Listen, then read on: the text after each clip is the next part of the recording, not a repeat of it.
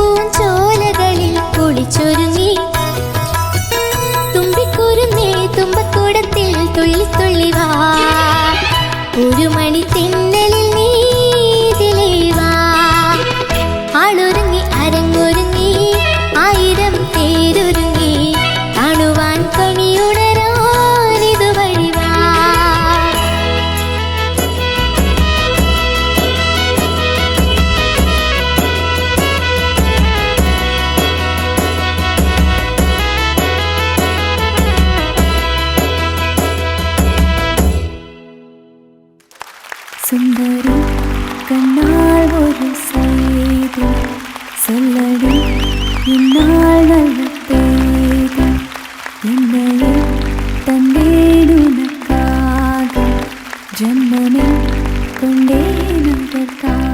ചേച്ചി, നമ്മൾ ഒരുപാട് ദൂരൊക്കെ ഇങ്ങനെ പോയിട്ട് വന്ന പോലെ തോന്നണ്ടേ? എനിക്ക് അങ്ങനെയൊക്കെ തോന്നുന്നു. യാത്ര പോയാൽ ശരിയാ. എനിക്കങ്ങനെ തോന്നിയില്ല. എനിക്ക് അങ്ങനെ തോന്നി. എനിക്ക് തോന്നി. എനിക്ക് തോന്നിയില്ല. എനിക്ക് തോന്നിയെന്ന്. അത് തോന്നിക്കോ. അതിനിപ്പോ മാടപ്രാവിനെ വിളിക്കാൻ നോക്കി. നമുക്കൊരു തീരുമാനം ഉണ്ടാക്കാൻ വേണ്ടി നമുക്ക് മധ്യസ്ഥനെ വിളിക്കാം. മാടപ്രാവ് എന്ത് പറയുന്നു? നിങ്ങൾക്ക് യാത്ര തോന്നിയില്ലേ? അവിടെ നമ്മുടെ ദാസൻ ചേട്ടനൊക്കെ എന്തൊരു സന്തോഷം നോക്കിയേ. ശരിയാണ് സാർ, എനിക്കും തോന്നി ചെറുതായിട്ട്. തോന്നിയെന്ന് എങ്ങനെ എന്ത് തോന്നി? തന്നെത്താനെ പോയോ അതോ വേറെ കൂട്ടിന് വല്ലവരും ഉണ്ടായിരുന്നോ? യാത്ര തുടങ്ങിയപ്പോ തന്നെയായിരുന്നു ഇടയ്ക്ക് ആരൊക്കെ ഇങ്ങനെ കൂടിയ പോലെ തോന്നുന്നുണ്ട്. അത് സാറിനെ ചേട്ടനെല്ലാം സമ്മതിക്കുക പണി കിട്ടാതിരിക്കാൻ വേണ്ടിട്ട്. ആ സാർ ശരിയാണ്, ചെറുതായിട്ട് തോന്നി.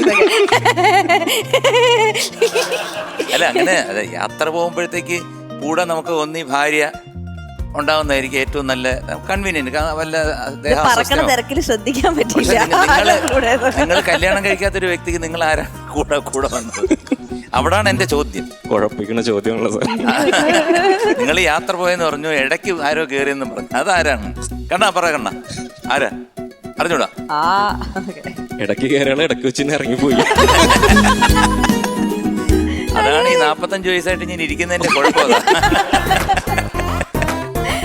വൈദ്യരെ കുറച്ച് ഡോസ് കൂട്ട്.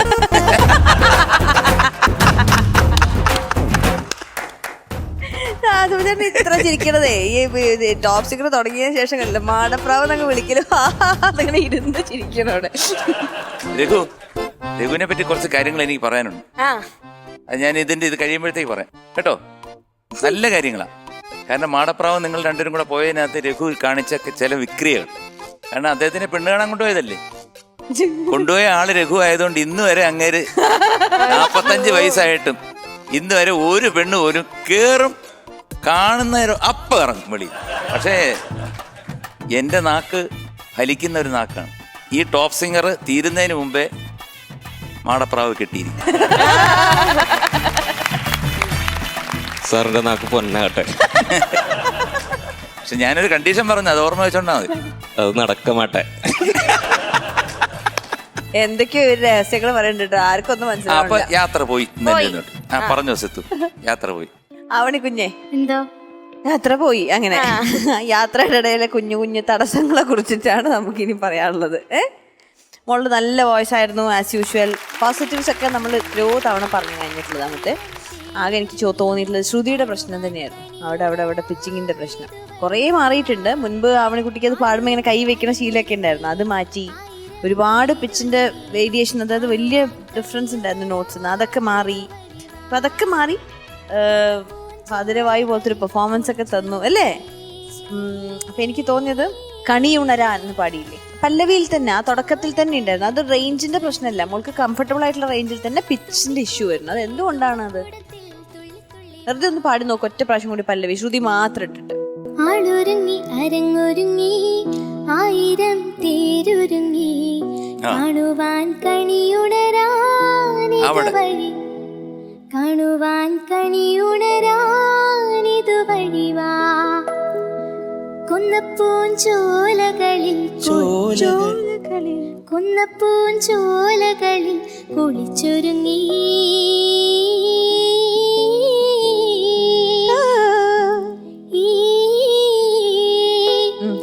കൊന്നപ്പൂഞ്ചോലകളിൽ കുളിച്ചൊരുങ്ങി തുമ്പിക്കുരുന്നേ തുമ്പക്കൂടത്തിൽ. അവിടെ മോൾ എന്തിനാ ഈ ഒരുപാട് മുഖത്തെ എക്സ്പ്രഷൻ കൊടുക്കുന്നത്? തുമ്പിക്കുരുന്നേ തുമ്പക്കൂടത്തിൽ താരിട്ടേരി ചുമ്മാ ഒന്ന് പാടിക്കൂടെ? എന്തിനാ കണ്ണടയ്ക്കുന്ന? എന്തിനാ തുമ്പക്കൂരുന്നേ തുമ്പക്കുരുന്നേ തുമ്പക്കൂരുന്നേ തുമ്പക്കൂടത്തിൽ തുള്ളി തുള്ളി വാ ഒരു മണി തെന്നലിൽ നീന്നും വേണ്ട. അത് മോൾക്ക് സ്ട്രെയിനുള്ള ഏരിയ അല്ല, ഇതിലും മോളിലാണ് വരുന്നത് അനുപല്ലവിയിൽ അല്ലേ.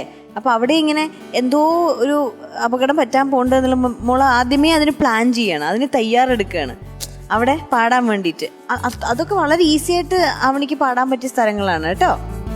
പിന്നെ താളത്തുനിന്ന് ചെറുതായിട്ട് ഇങ്ങനെ പുറകോട്ട് വലിക്കാനുള്ളൊരു ടെൻഡൻസി ഉണ്ടായിരുന്നു പാടിക്കൊണ്ടിരിക്കുമ്പോ. പ്രത്യേകിച്ച് ഈ ഭാഗം അതില്ലേ, അത് പാടുമ്പോൾ ഇങ്ങനെ അത് പാടാൻ വേണ്ടിയിട്ട് സ്ലോ ആക്കുന്നുണ്ടായിരുന്നു. അവിടെ അങ്ങനെ ഇങ്ങനെ ചെറിയ ചെറിയ ഇങ്ങനെ കുറുക്കി വരുന്നതല്ലേ എൻ്റെ ഭംഗി എന്ന് പറയുന്നത്. അതിങ്ങനെ സ്ലോ ആക്കുന്നുണ്ടായിരുന്നു, പെർഫെക്ഷൻ വരുത്താൻ വേണ്ടിയിട്ടാണ്. പക്ഷെ അതതിൻ്റെ രസം പോയി. അതുകൊണ്ട് അനുപല്ലവി പാടിയപ്പോഴും ഇതേപോലെ തന്നെ ശ്രുതി. പക്ഷെ മോളിലത്തെ നോട്ട്സ് എത്തുമ്പോഴേക്കും ആ വഴിയാണ് പ്രശ്നം. അനുപല്ലവിയുടെ സെക്കൻഡ് ലൈൻ മുതലൊന്ന് പാടിയ മോളിലേക്കുള്ള പൂവിരുത്ത് കറിയും വെച്ച് ആ കറിയും വെച്ച് പറയുമ്പോ മുഖം അടയ്ക്കണ്ട, ഇങ്ങോട്ട് നോക്കി. കറിയും വെച്ച് ശ്രുതി പൂഴിമൺ ചോറും വെച്ച് പൂവിരുത്ത് കറിയും വെച്ച് പൂഴിമൺ ചോറും വെച്ച് വിരുന്നൊരു പറന്നു വരൂ മാമാട്ടിക്കൊട്ടിയും. കപക്കെട്ട പോട്ടെ. മാമാട്ടിക്കൊട്ടിയും മാമുണ്ണാനോടിവായോ തേൻകുമിളച്ചിറകുകളിൽ മാറിവായോ. നന്നായിരിക്കും ഇപ്പം ബെറ്റർ ആണ്. നല്ല വോയിസ് അല്ലേ സാർ? നല്ല ശബ്ദം, നല്ല ശബ്ദമാണ്, കിടു ശബ്ദമാണ്. കാരണം വെച്ച് കഴിഞ്ഞാൽ ചില സ്ഥലങ്ങളിലൊക്കെ വരുമ്പോഴത്തേക്ക് ബ്യൂട്ടിഫുൾ ആയിരിക്കും. ആക്ച്വലി നമ്മളുടെ കണ്ടസ്റ്റൻസിൽ ഏറ്റവും നല്ല വോയിസ് ഉള്ള ആളുകളിൽ ഒരാളാണ് അവിടെ. അതെ അതെ അതെ, ഭയങ്കര ക്ലാരിറ്റിയാണ്. ഞാൻ എപ്പോഴും പറയില്ലേ, സ്റ്റുഡിയോനകത്താണ് പാടണമെങ്കിൽ ഇത്തരം കുഞ്ഞു കറക്ഷൻസ് ഒക്കെ നമുക്ക് റീടേക്ക് ചെയ്യാൻ പറ്റും. അല്ലെങ്കിൽ അവിടെ മാമാട്ടി കുട്ടിയമ്മേന്ന് രണ്ടാമത് കിട്ടുന്നില്ലെങ്കിൽ അവിടെ പഞ്ച് ചെയ്തെടുക്കാൻ പറ്റും. അങ്ങനെ ആകുമ്പോൾ അവൻ്റെ ഒരു പാട്ട് കേൾക്കാൻ ഭയങ്കര രസമായിരിക്കും.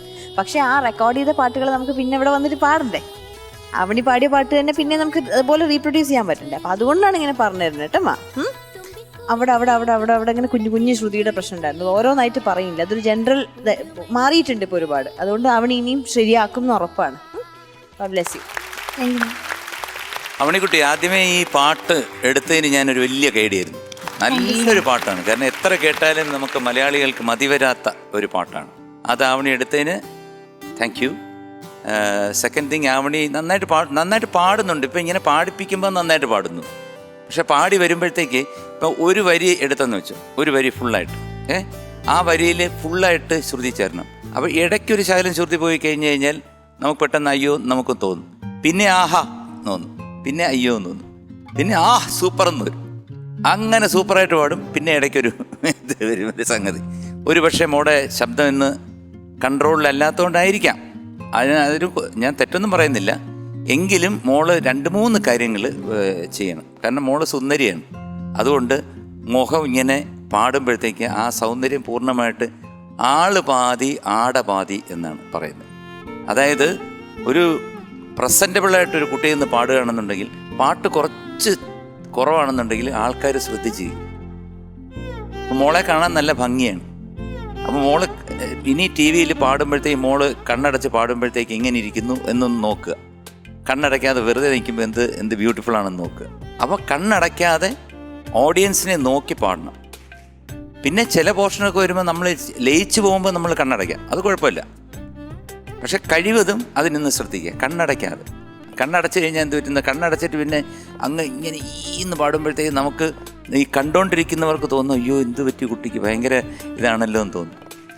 അപ്പം ആ മേളിലത്തെ പോർഷനൊക്കെ ഈസി ആയിട്ട് പോകുന്നുണ്ട് മോക്ക്. ഇപ്പോൾ പാടിച്ചപ്പോൾ ഞാൻ വീണ്ടും പാടിക്കുന്നൊന്നുമില്ല, കാരണം ശബ്ദം വയ്യല്ലോ, അതുകൊണ്ട് പാടിക്കുന്നില്ല. കാരണം ടോട്ടൽ സോങ്ങിൽ മോൾ ഇങ്ങനൊരു അപ്പ് പോയി കഴിഞ്ഞാൽ ഒരു ശകലം താഴോട്ട് വരും, പിന്നെ അതിൻ്റെ മേളിൽ പോവും, പിന്നെ താഴോട്ട് വരും, പിന്നെ നടുക്ക് നിൽക്കും, പിന്നെ മേളിൽ പോവും. അപ്പോൾ ഈ ഗ്രാഫ് എന്ന് പറയുന്ന സംഭവം സ്ട്രെയിറ്റ് ആയിട്ട് വേണം നിൽക്കാൻ. മോക്ക് പറ്റും. അതിനി അടുത്തവണ വരുമ്പോൾ അത് ഞാൻ പറഞ്ഞില്ലേ, ഞാൻ നേരത്തെ ഞാനിത് റിപ്പീറ്റ് ചെയ്തെന്ന് തോന്നുന്നു.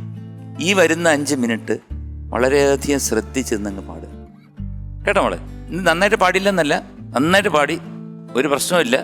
എങ്കിലും നമ്മളിതൊക്കെ പറഞ്ഞു തരുമ്പോഴേ കൂടുതൽ ഇമ്പ്രൂവ് ചെയ്യാൻ പറ്റത്തുള്ളൂ മോക്ക്. ഓക്കെ.